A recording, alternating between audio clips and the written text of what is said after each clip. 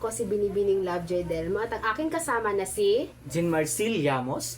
At ipapakilala namin sa inyo ang isang uri ng aplikasyon na ginagamit niyo sa pagtuturo o online learning setup. Ito hindi lamang guro ang maaaring makakagamit ito, kundi mga mag-aaral din. Ang aplikasyon na ito ay tinatawag na G-Classroom o Google Classroom. Ngayon, ituturo ko sa inyo kung paano gumawa ng G-Classroom. So, una natin gagawin ay pindutin natin ang G-Classroom. Pagkatapos, kung meron kayo nakikita sa baba, ito yung plus, di ba? Nakikita natin. Pagkatapos ay ating pindutin.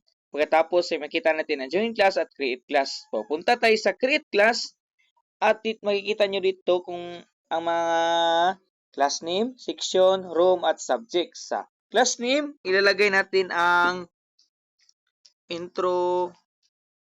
introduction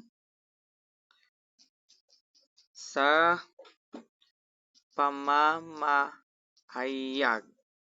Sa section naman, ilalagay natin ang Pilipino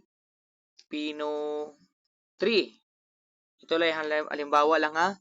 Sa room naman, ay maaari nating maglagay ng Filipino 3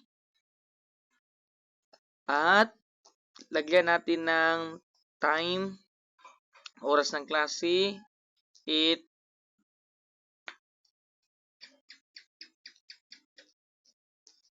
and hanggang 9:30. Sa subject naman, ay maaari nating ilagay ang Pilipino.